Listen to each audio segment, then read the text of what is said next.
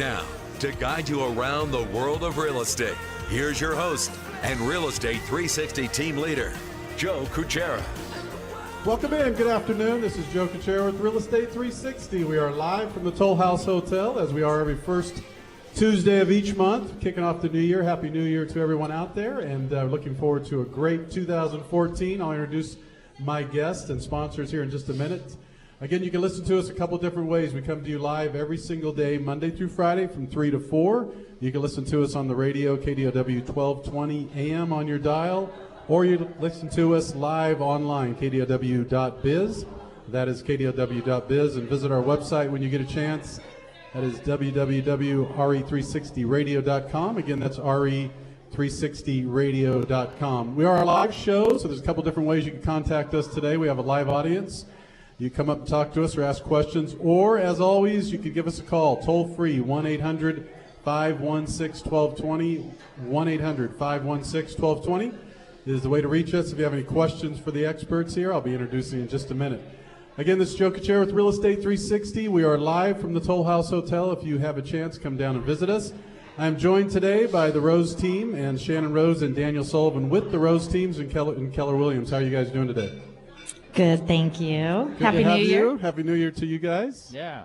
You guys, this is old hats for you. You've been doing this a couple different times now, Yeah, haven't this you? will be what, number 3? Number three. First time in front of a live studio audience. Good to have you back. So now the pressure is on. Oh boy. You got to tell us about what happened in 2013. Give us your crystal ball, magical, what's going to happen in 2014, and we're going to have all kinds of fun here. So, all right, so why don't we get started? Tell us a little bit about each of you guys. You could take just a minute or so, unless you feel really excited about sharing all kinds of information. Take a minute or so and tell us a little bit about each of you guys and the kind of the roles and responsibilities you have with the Rose team. Sure. So I've been doing real estate for about 9 years. Come from an accounting background. Before that, was a controller for a angel investing firm, and also an investor in real estate myself before I got my license. It's actually what sort of got me interested in it. So that's my background. And I grew up, my grandfather is a architect engineer, so I kind of grew up around that. Okay. My dad's also in construction, so I have kind of that background of the engineer, construction kind of stuff. I went to San Jose State, got my business finance degree, graduated about 3 years ago, got right into real estate, and about 3 or 4 months after I got into real estate, I met Shannon, and we ended up connecting and really hit it off, and she started a team, and I joined it, and that's kind of history from there. You guys are doing well together. Got a great team together. So real estate's in both of your blood. You guys are doing really well. 2013. Let's jump and talk a little bit about 2013 before we move ahead to 2014. A little bit about the trends. Do you guys have kind of a summary or a thought about 2013? What emerged in 2013? Are there anything that took you by surprise? Or is just very, very busy, a good year? Kind of give me your summary of 2013. Dan? Yeah, 2013 was pretty crazy. It started out really slow. In December of 2012, we hit like an all-time low of our inventory. It was like down to like 600 homes on the market in all of Santa Clara County, which, typically during that time it's, in the thousands, 3,000 or 4,000. So it was just incredibly low. And then kind of everything started to close up as far as short sales goes. So now it was just normal sales. A lot of investors were buying properties just to basically turn them around and flip them. And then February comes, and it was just pedal to the metal, crazy, full huh? throttle, low inventory, lower interest rates, and just low prices. Right. So people were just kind of gobbling everything up they could, and it just took off from there, and it pretty much was full throttle until about June, and then I think the largest thing that we saw emerge that we weren't expecting was just the multiple offers and the level at which that occurred. We were seeing upwards of 40 offers on a single home sometimes, and that was just crazy. It was crazy for agents. It was crazy for consumers, buyers, and sellers. It was very emotional. Right.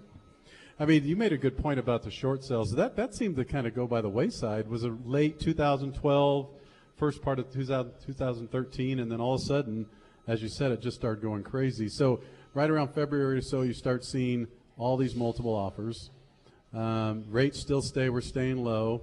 And looking back, it could be historically one of the best markets for a long time, right? Because of that kind of perfect storm, low interest rates. It really was, yeah. And certainly for some of the sellers are pretty excited because their homes are getting bid up. But Yeah. then you have the challenges. Oh, by the way, I have to go buy another home after you sell your home. Exactly. Yeah, and it was a huge challenge. I mean, lots of people didn't want to sell because inventory was so low. Right. They didn't know where they would be going. But another thing that we did see emerge that we weren't expecting is buyers stepped up and really gave sellers what they were looking for in the sense that allowing rent backs for them to have that opportunity to go and find their next home. So. Right.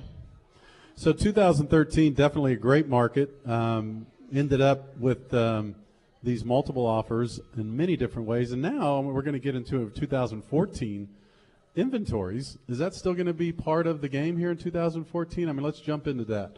Now, what do you see? Do you see a little of the same, a lot of the same? What are your thoughts about 2014 in terms of maybe one inventory? How do you see that? And then this seller and buyer's market developing? I think in general, we're probably going to see the market stabilize and become a little bit more normalized. We still have really low inventory just coming out of the holiday season and everything. Traditionally, we see inventory pick up right after Super Bowl, and it keeps going into the summer and starts slowing again right around like Labor Day. But I suspect that we'll probably have a more stabilized market this year. Some of the sellers that were maybe still upside down but didn't have a reason to sell, like they could financially support themselves and keep staying or keeping in the home. I think there's going to be some empty nesters that are going to probably come forward and their kids are out of high school and come to the market. So we'll probably have a little bit more stabilized market. Interest rates will probably increase somewhere upwards of a whole point by the end of this year. Hard to say, probably. I mean, the indications are moving that direction for sure, and I think that's one of the reasons this could be another good year. I think that this is going to bring a lot of people off the fence and maybe in that indecisiveness. And then certainly maybe those people that were discouraged, you guys probably saw a lot of people get discouraged and get away out of the market, and now there could be their chance to get back in. But then if we have low inventory again, it's just a lot of the same maybe, huh? Hard to say. Yeah, and I think there's some buyers still out in the market. There was a lot of buyers that left the market when we saw a little bit of a jump in rates. I think there's some buyers that are in the market still that might also get sort of pushed out again if rates continue to rise. But I mean, interest rates are still going to be ultimately low. They're good. I mean, it's good. The rates are very, very good still, historically speaking. Again, if you're just tuning in, this is Joe Kuchera with Real Estate 360. We come to you every single day, Monday through Friday. Today we happen to be at the Toll House Hotel. So we have a live audience here. There are some people back there. Having a class. So if you have any questions in the audience, come on up to and ask us, or you could pass a note just like you're in school. Or if you're out there driving around in your car or you're listening to us live online, you could call us 1-800-516-1220. That's 1-800-516-1220 if you have any questions for the experts here at the Toll House Hotel, or come down and see us. Still have an hour, and then after that, these guys are buying the wine and food. So we are. Come on down. Isn't it an open invitation? So they are sponsors with us. Not only it's the Rose team, Shannon Rose and Daniel Sullivan. They're both with the Rose team, and they are our sponsors as well. So we want to thank them for sponsoring this event as we do every first Tuesday of each month. So stay tuned for that as well. So let's jump back in 2014 as we launch into that. Potential challenges. Do you guys see? Is there anything that indicate? Well, I'm a little concerned, Joe, because of this.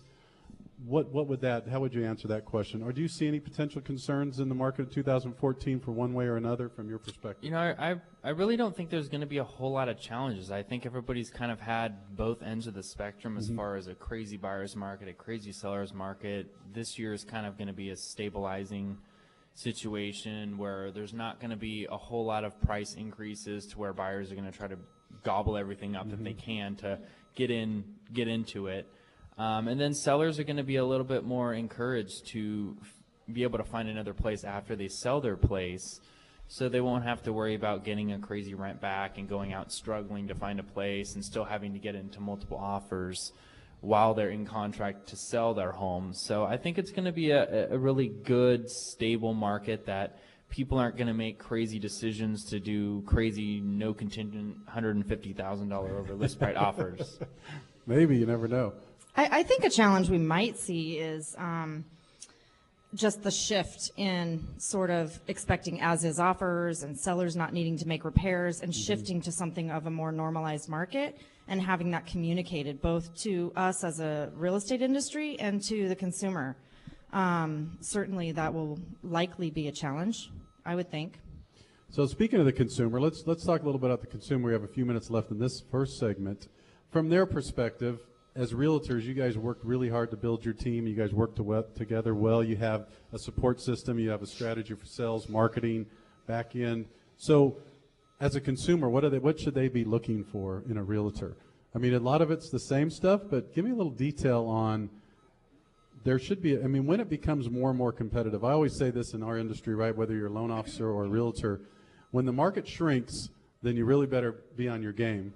Because when it's a big market, right, you could just out there's all kinds of great things happening for everybody gets a little piece of that pie. When the pie starts shrinking, then you better be a little more serious about your business, I would call it. So tell me about the consumer's perspective. What should they be looking for in a realtor? I think there's a lot of things that consumers don't think about that they need, you know, when it comes to real estate. It's one of the largest purchases you'll ever make in your life. So from my perspective, it's extremely important to be very thoughtful. It's critical that a consumer has somebody that communicates, is educated and informed about the market. I mean, the market here switches in 2 weeks flat, like no question about it, and goes, you know, one way or the other. So if you're working with somebody who isn't informed on the market, you could really be in a position of searching for 6, 7, 8 months. So I also think having a all-around team, and I don't mean like a real estate team, I mean the team working for you in general, you know, from having a great lender, a great realtor, a consumer, buyer, or seller who they're all able to communicate with each other is critical. Yeah, and information moves so quickly. When we come back, we're going to take a break here in a little less than a minute, and I want to talk to you guys a little more about the consumer and what they could expect, but also about technology, some of the changes from a consumer's perspective, and a little bit more about the team. I like that because I think the education information, we talk on this radio show all the time. That's the focus, the objective, education information. And I think it's our job in our industry to continue to do that to help consumers make wise financial decisions. So we'll talk more about that. Joe Kuchera with Real Estate 360. We're live from the Toll House Hotel. We're joined by the Rose team, Shannon Rose and Daniel Sullivan. Come on back with us or give us a call, 1-800-516-1220. 1-800-516-1220. We'll be back in just a couple minutes. Welcome back in, and thank you for joining us. This is Joe Kuchera with Real Estate 360. We are live from the Toll House Hotel today, as we are every first Tuesday of each month. We'll be joined by our guest and sponsor, Shannon Rose and Daniel Sullivan, with the Rose team and with Keller Williams. We're talking about 2014 and some of the things, expectations from consumers. Before we do that, the team, let's talk a little bit about that for a while, because that is important. I mean, it is, when you have a group of people, it's one thing to say we have a team, but it's certainly completely different when they work seamlessly together. And again, we're talking about, let's just talk first about your internal team, the way you guys work, what that means to the consumer, and why you guys put so much time and energy into developing this team concept for your clients. That's an interesting question. I think one of the original reasons that I wanted to start a team was because of some of Keller Williams' philosophies, actually. Gary Keller wrote a book called The Millionaire Real Estate Agent. And it's pretty much a Bible to be followed if you want, you know, you can go from being an individual agent to being like a CEO of your company. And because I come from a business background and an accounting background, it made a lot of logical sense to me. But it also affords and offers a little bit of lifestyle. We work a lot in this business, right? We do. We work 9 to 5, and then our clients are available in the evenings and weekends, so it can be literally a full, you know, more than a full-time job. So the desire to start a team was the desire to kind of have some time off and have a little bit of family and friends involved in my life. That's smart. Yeah, and so that's really the reason for it originally. And since starting the team, you know, it's developed from just having sort of an office assistant that can support you to bringing on somebody like Daniel, who's also a licensed agent, and having a little bit more freedom with showing properties and covering for each other. I mean, we always try and have, you know, like he might work Saturday and I might work Sunday, so that on the day that he's off, I can cover his clients for him and vice versa. So all of our clients know both of us really well, and we know them really well. And it helps you. I mean, that's just a service level that they could expect, and you guys could have a life at the same time, which, oh, by the way, should be important. So speaking of the consumer, let's talk a little bit about the questions when you're being interviewed by a consumer, a client, buyer or seller. What are the things? I mean, our audience. We have two audiences here, so just to keep in mind, we have the consumer who's looking at buying, selling property, financing property, but we also have the real estate agent group and the real estate community that listen. So from a consumer's perspective, when you're interviewing them, what are some of the things they should be asking questions of the realtors? Dan, I think she pointed the finger. Yeah, oh boy. There's so many things, and it really comes down just to the kind of person. We work with probably 90% of our clients are engineers. So they're very detail-oriented. They want to know everything kind of before it happens. So we've pretty much made a mold of that when we work with our clients. We have to make sure that we're good with technology, and I think that's a big one that a lot of clients expect is access to technology or readily available information. There's a lot of things out there that some are good, some are bad. Different apps that we have. We have a technology that sends out listings to our clients that's pretty much directly connected to the MLS. So it is very fast. They're going to get the listings basically right when they go on the market. So that kind of, it takes one thing off of us, so they're getting that stuff quickly, and also it kind of puts it into their hands to kind of look through it and see what they like and don't like, as well as us actually doing that as well. So it's kind of two eyes on all the information. And then, just like we talked about the team thing, how it's pretty common for us to get a question of, how available are you going to be to me? Not just how much do you do real estate, but, how much are you going to be available to me? We make sure that we don't overload ourselves with too many clients. We really kind of take it in our hands to make sure we're focusing on anywhere from 5 to 8 clients at a time, so we don't spread ourselves too thin. And then back to the whole team thing, like who do you know? What kind of vendors do you know? Do you know inspectors? Do you know lenders? Because ultimately people want to work with people that they can trust. And, if they don't know anybody, then they kind of go to the first person and kind of expect you to be that person to show them. All right, we're going to take another break. When we come back, we're going to talk more. We're going to dive into a little bit about technology and how the consumer is using technology. They're embracing it. And also, as a real estate agent, and how are you using technology, and does your company embrace it, so on and so forth. This is Joe Cachero with Real Estate 360. We're live from the Toll House Hotel with the Rose team, Shannon Rose and Daniel Sullivan. We'll be back with you in just a couple minutes. Welcome back in. Thank you for joining us. This is Joe Cachero with Real Estate 360. We're live at the Toll House Hotel in Los Gatos today. We're joined by our guest and sponsor, the Rose team, Shannon Rose and Daniel Sullivan. Dan or Daniel?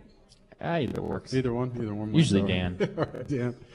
All right, so when we were exiting the last segment, we were talking about technology. Do we have anything more to talk about technology, or did we get the question answered, the one before? I think on the technology perspective, I think for us, it's really important to use technology and be willing to be open to things. It's really allowed us to be more efficient, and especially in the market, like right around last year, when homes were going on the market on like Thursday or Wednesday or Thursday, showing open houses on the weekend, and then offers on Monday or Tuesday.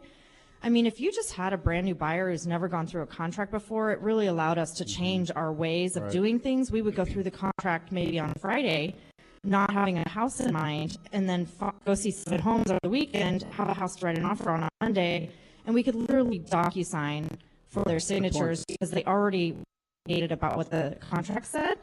And so having use of technology, I think, is critical in my business. I agree with you. And you guys embrace it, that for sure. But is that a mentality, or is that a philosophy within our culture within your company as well, Keller Williams?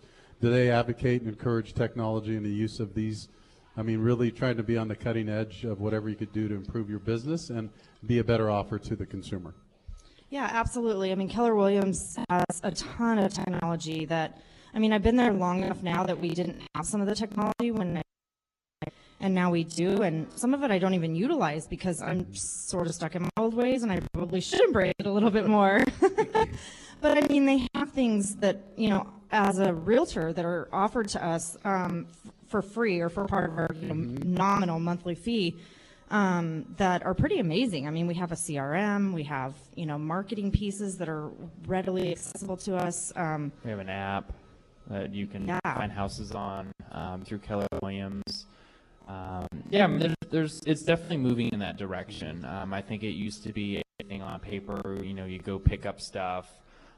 Even just things like our keys that we get into the houses with, it's all Bluetooth now, all through your phone. So the industry is definitely moving in that direction. But I would say overall, I think Keller Williams, or at least ours, because we're in Apple country, you know, we kind of have to embrace it, otherwise we'll be kind of left in the dust by other companies. Yeah, we found out about a lot of technologies through our clients. I mean, Google clients, you know, I'm fortunate enough to have a pair of Google Glass, and it's amazing. We're going to talk about that too on our next segment. She's got a pair of those Google glasses. If you haven't seen them, you got to go online and take a look at them. Shannon's going to put them on here in the next Or segment. you can after just we come charge down it. here. Or we can just come down here. Or look at her on Facebook. She's got them on all the time on Facebook.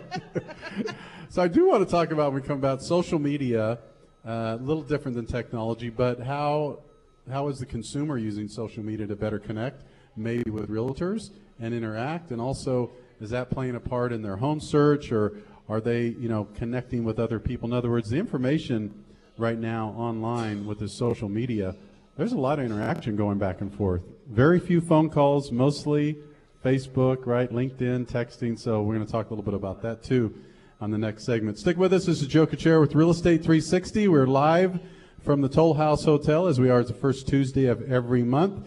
If you'd like to give us a call, this is a live show. Give us a call, 1-800-516-1220, 1-800-516-1220 if you have a question to the experts here, or if you're in the audience and you want to ask us a question. And these two pros will answer that question. Stick with us. Joe Kuchera with Real Estate 360. We'll be back with you in just a couple of minutes. Welcome back in. Thank you for joining us. This is Joe Kuchera with Real Estate 360. We're live from the Toll House Hotel, as we are the first Tuesday of each month, and we are joined by our guests and sponsors, the Rose team, Shannon Rose and Dan Sullivan. Love your calls. This is a live show, so if you have any questions for us or the experts here in the studio, I shouldn't say in the studio, we're at the hotel. No studio today. We're in front of the fireplace. We're in front of the fireplace. 1-800-516-1220, 1-800-516-1220. If you have any questions for us, give us a call and check in. All right, you guys, let's jump back in and talk a little bit about social media. So there's a lot of interaction with social media. I think a lot of companies still, and individuals, are trying to figure out how to best use it, how do I get a return on it. There's still a lot of fuzziness and kind of it's unclear, I think. I mean, we're just diving in and we're learning it. We're learning more and more. So, within a couple of minutes, how are you guys embracing and using social media really to get the message out about you and your business? And then the second question would be, how do you see consumers? I mean, are they interacting with friends, family members, coworkers on talking about who they should work with? Where, how do you guys see that social media part of your business? I think just having a presence is a big difference. We don't just go out there and just talk about real estate on our Facebook. We find ourselves just talking about normal stuff. I mean, Shannon having her Google Glass, she'll take random pictures of just random things. And people will comment on it, and somehow, somewhere, it'll end up going to real estate. It's kind of like just how our industry works. You're out with friends or family or whatever, and it just comes up. It's a common thing that everybody gets involved in at one time or another in their life, so it kind of just always comes up. So we don't really have to say, hey, I'm in real estate, come work with me kind of thing when you're on Facebook or Twitter or whatever. You kind of just, make yourself known, commenting on people's. If there's anything's changing, try to be on the cutting edge of any kind of adjustments in social media. So let's talk about these glasses a little bit before we talk about Keller Williams specifically. So if you can't see her, but if you're in the audience, Shannon's wearing these glasses that are are these an Apple product, right? Oh, Google Glass. Ooh, I could get in trouble. That's So okay. tell us a little bit Apple about- people own them too. Do they? Tell us a little bit about the Google glasses. What is? I mean, they're cool looking. They are cool. I don't know if they're cool looking. They make me feel like a robot, but they pretty much do everything your phone can do. I mean, with some exception. I know you're a big golfer, so there's an app on here. I can take them to a course and Really? Let me see those. and it'll tell me like how far the green is from where Really? I'm standing. It's pretty amazing.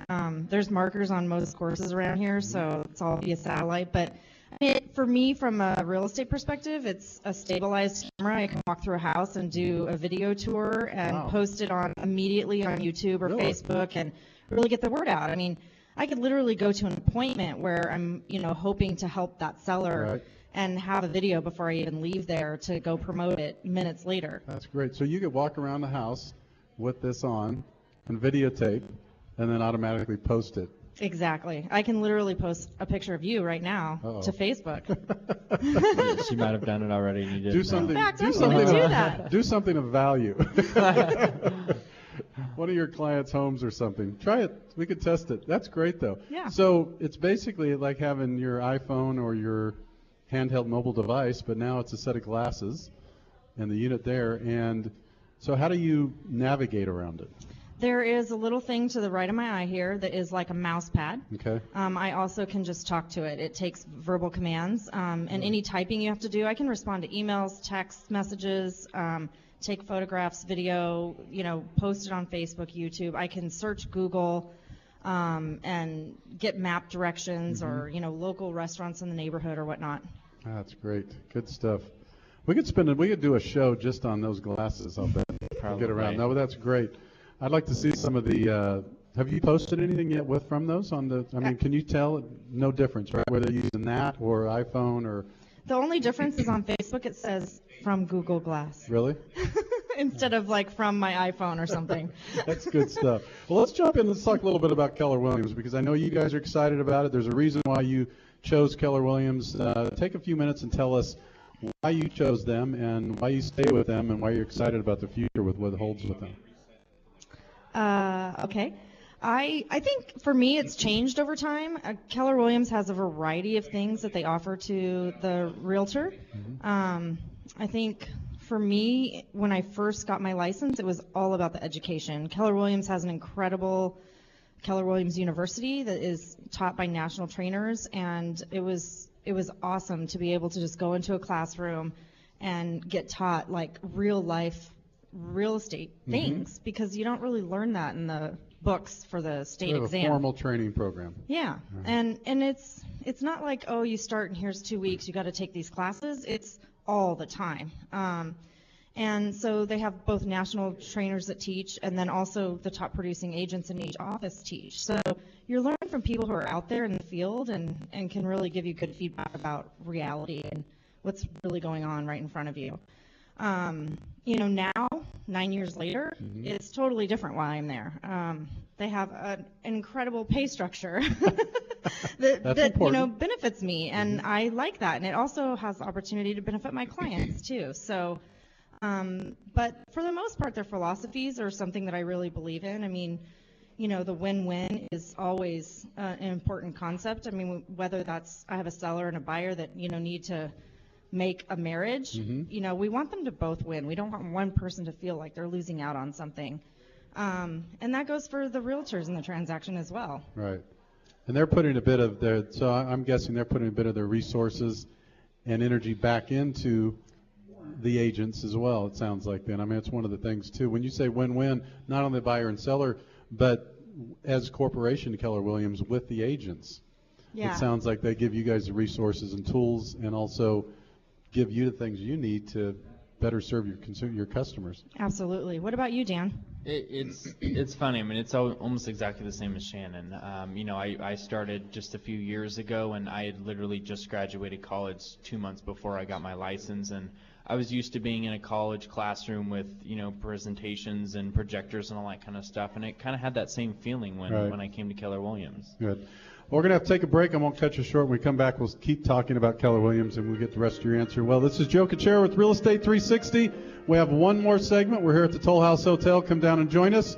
Give us a call, 1-800-516-1220. We'll be back with you in just a couple minutes. Welcome back in. Thank you again for joining us this afternoon. As we close out, we have one more segment here left. We're at the Toll House Hotel in Los Gatos. I'm joined by our guest and sponsor, the Rose team, Shannon Rose and Dan Sullivan. All right, you guys, so a couple more things before we close out today. Thank you so much again for being the sponsor. You guys have been great guests. Been on the radio show several times before. It's great having you guys again, so thank you. Yeah, thanks Appreciate for always that. having us. Yeah, we appreciate it. Good time. So as we close this out, as from a buyer or seller's perspective, you're sitting down with a buyer today. Maybe you guys could either tag team this. You want to answer one, you answer the other. Sitting down with a buyer and sitting down with a seller. What are the important things? What if they ask you, if I ask you, should I be listing my house right now, Dan? And if you say yes, why? And if you say no, why? And the same thing right on the other side of it. What are you telling people right now from both sides? I think from the seller's perspective, it's always about what their wants and needs are and what their goals are. Ultimately, we really drill down into what's important to them and why they're thinking about selling, what the goals of them selling are, because certainly in a market where there's low inventory, it's really easy to say, like, yeah, you should list your home right now. But it may not be what's best for them, you know? So that shouldn't drive it. In other words, you hear that sometimes. List your house now because there's very little inventory and you'll probably get more than you would expect. Right. So there's more to it than that. Sure, of course. Yeah.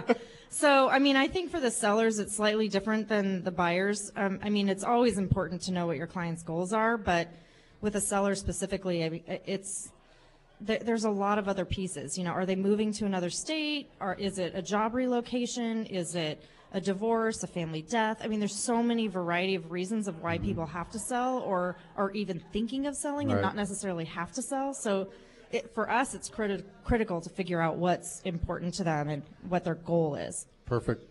Buyer side? Yeah, we always say it's better to have bought yesterday. Rental rates are only going up; they never agree. go down.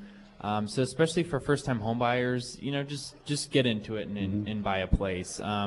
As long as you're not in it for the short haul, you're most likely going to break even or make money, and then you also have all the tax advantages of home ownership. So it's always a good time to buy. It's just kind of you have to get into it, and then once you're into it, it's kind of like, okay, you're in the water. You kind of just have to put your foot in first. No, I would agree. I think I tell people the same thing when they ask that question is if you plan to hold long term or if you're going to be there at least 7 to 10 years, Yep. right? Estimate if you 7 years. look at history, that'll tell you that it's usually always where you get in trouble is when you're forced to sell for some reason, right? Yeah, Or you just- have to sell. Exactly, and that's another thing that we stress with our clients is just making sure that you're not tapping yourself out. If you're approved for $1 million, you don't necessarily have to spend $1 million, and that's actually kind of a trend that we see with a lot of our clients is they're purchasing somewhere around the 80% or 90% of what they're actually qualified for, so they have a little bit of wiggle room. All right, in less than a minute, how did the consumer or anybody reach you if they're trying to get a hold of you for more questions about real estate? They could do what? Well, there is always a variety of ways to get a hold of us. Of course, you can go to our website at www.shannond, as in Daniel, Rose, like the flower.com. Our phone number is 650-229-8646. And of course, we have a Facebook social media page just for Silicon Valley and also for ourselves, Shannon Rose, Shannon D. Rose. Facebook.com/Shannon D. Rose. Shannon right. Rose Real Estate, something. Thanks again for being gracious guests and our sponsor today as well. Thank you for joining us, the audience out here today. This is Joe Kuchera with Real Estate 360. We're with you every single day. Have a great afternoon. We'll be back with you tomorrow. You've been listening to Real Estate 360 on AM 1220 KDOW.